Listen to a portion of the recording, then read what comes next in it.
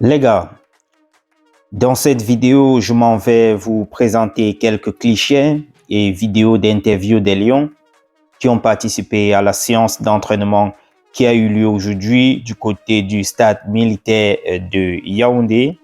Je dois préciser que c'était d'abord prévu du côté de Ngouaikele, ça a été annulé pour raison, selon les Lions, je le lis là-bas, et selon également Equinox TV, le dispositif sécuritaire a été démobilisé.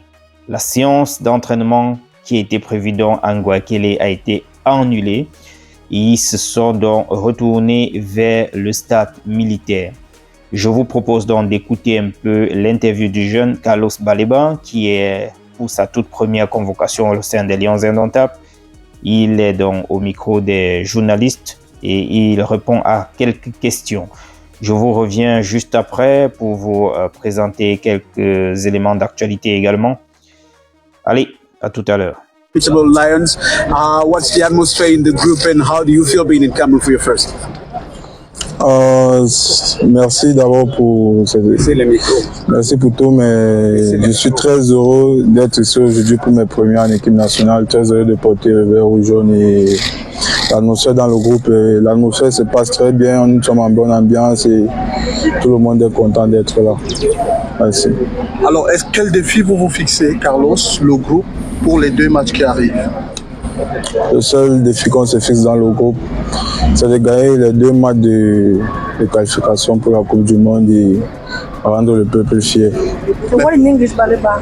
Pardon? The word in English, please. Non. Alors, Carlos, mais toi-même sur le plan personnel, quel sentiment tu as de défendre les couleurs de ton pays, le Cameroun? Le sentiment que j'ai, c'est comme tout jeune étant petit qui rêve de porter le maillot du Cameroun à l'avenir. J'avais ce rêve de porter ce maillot et je suis très content d'être ici aujourd'hui et de participer à ces qualifications pour la Coupe du Monde. Merci. Voilà, comme je vous le disais, la séance d'entraînement a été donc délocalisée du côté du stade militaire de Yaoundé. Donc voilà, entre-temps, comme vous pouvez l'apercevoir ici, la FECAFOOT en gros a eu à se retirer, voilà, a pris acte de tout ce qui s'est passé depuis hier soir.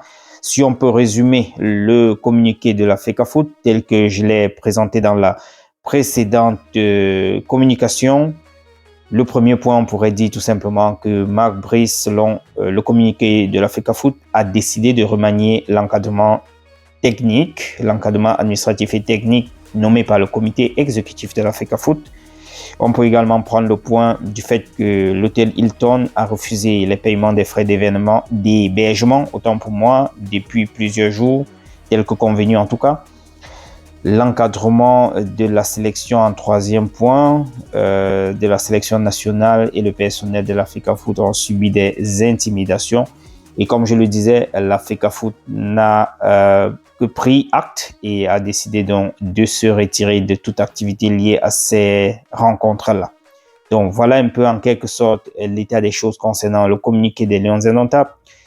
Entre-temps, on voit quand même les Lions au stade militaire, comme je le disais, avec le ballon, avec des maillots. Ce matin, ils étaient lors de leur séance ce matin de match. Ils n'avaient pas de maillot ni de ballon. Donc voilà, maintenant ils sont en maillot. Je ne sais pas si ces maillots ont été fournis par la FECAFOOT ou bien si cela est venu du ministère. Je pense déjà que ça n'a pas été fourni par la FECAFOOT puisqu'ils se sont retirés selon leur communiqué. Donc je suppose que ça ne vient pas de la FECAFOOT.